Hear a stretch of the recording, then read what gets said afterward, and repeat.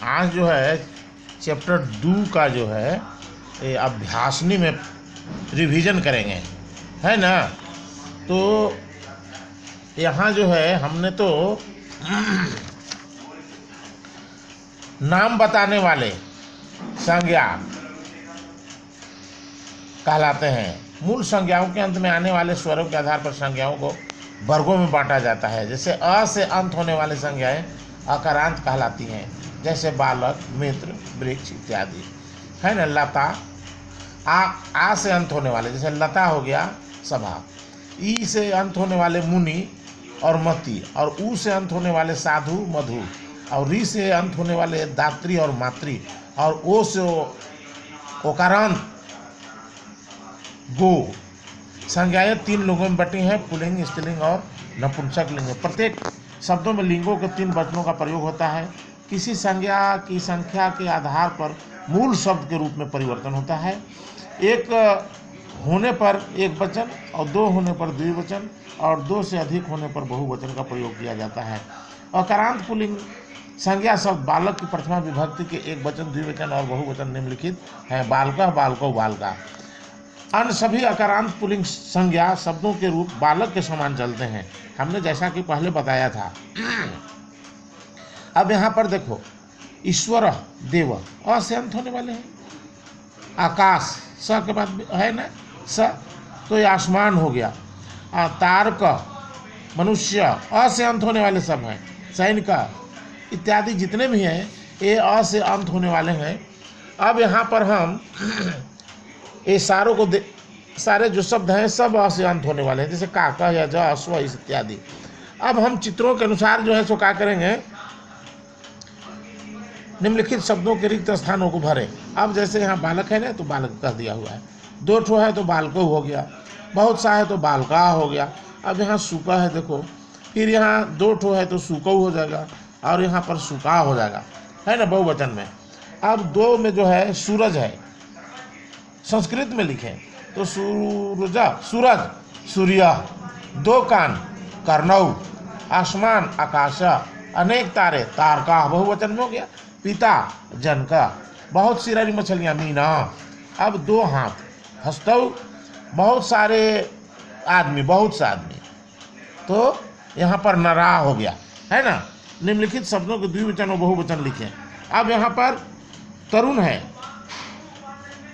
तरुणौ, तरुणा।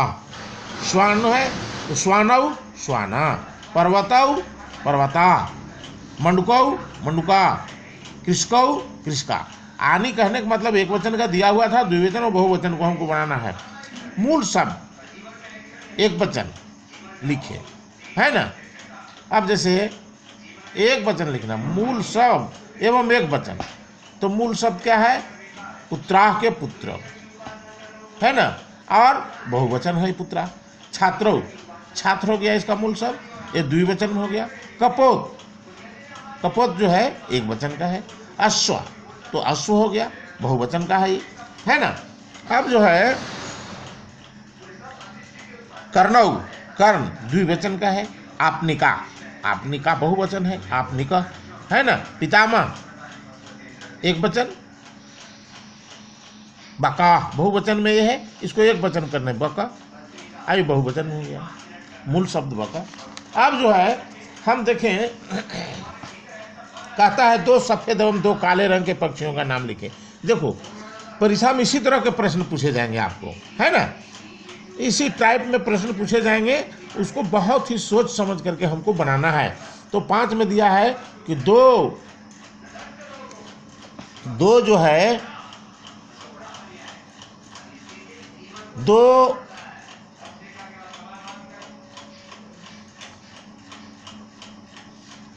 2 सफ़ेद एवं 2 काले रंग के पक्षियों के नाम लिखें। तो सफ़ेद में कौन कौन से होते हैं, कपोत होता है, कबूतर को हम लोग काले होता है, और काका, है ना। यहाँ पर सफ़ेद का है देखो, तो कपोता है और हंसा सफ़ेद होते हैं ना।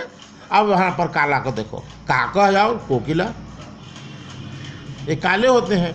2 शाकाहारी और 2 मांसाहारी पशुओं के नाम, संस्कृत नाम लिखे। तो हम जानते हैं जो शाकाहारी पशु होते हैं और जो मांसाहारी, जो मांस खाते हैं उनको मांसाहारी बोलते हैं। अश्व, तो देखो ये शाकाहारी में आता है, ये कभी मांस मछली नहीं खाता घोड़ा। अब गजा, हाथी भी नहीं खाता, तो ये शाकाहारी ग्रुप में आ गया। और मांसाहारी जैसे कुत्ता हो गया, एक ये मांस खाता है। बाघ है, व्याघ्र, ये भी मांस खाता है ना। और ये सारे बड़े बहुत सारे और सब हैं आपको, है ना। बिल्ली है ना। कुत्ता तो लिखिए दिए हैं, ठीक है। अब शुद्ध रूप लिखें। मयूर का शुद्ध रूप लिखो, दीर्घकार होगा, है ना। यहाँ ईश्वर का देखो दीर्घई होगा। कर्णव, दंती न हो करके ट्वर्गी न होगा, मूर्धन्य न। पितामह हस्तिकार होगा। अब उसी तरह से अश्व ताला विषय होगा। वृक्षौ, है ना, यहाँ विसर्ग नहीं होगा वृक्षों में, है कि नहीं। आओ तरुणा, अब देखो अर्शुकार होगा, है ना। मनुष्य, तो ये जो है मूर्धन्य सा होगा, देखो तब जाकर के ठीक हो जाएगा। अब आगे हम देखेंगे 7 में क्या दिया हुआ है। वचन के अनुसार शब्दों को वर्गीकृत करें एवं अन्य 2 वचनों के शब्द रूप लिखें। अब देखो यहाँ पर एक वचन, द्विवचन, बहुवचन। अब पर्वतः जो है, ये जो है ना, ये जो है वचन के अनुसार एक वचन, द्विवचन, बहुवचन। तो देखो यहाँ पर्वतः है, पर्वतौ है, यहाँ पर्वता है। अब यहाँ पर, अब देखो यहाँ ये तो हो गया। फिर अब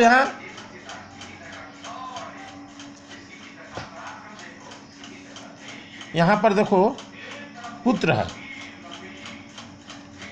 तो पुत्र, पुत्र, पुत्रा हो गया ना, द्विवचन बहुवचन। मत्स्य, मत्स्यो, मत्स्या, ये बहुवचन, ये द्विवचन। अनुजा, अनुजौ, अनुजा, द्विवचन बहुवचन हो गया, है ना। फिर जो है सो क्या है, मृग, मृगः, मृगौ, मृगा, आपनिका, आपनिको, आपनिका।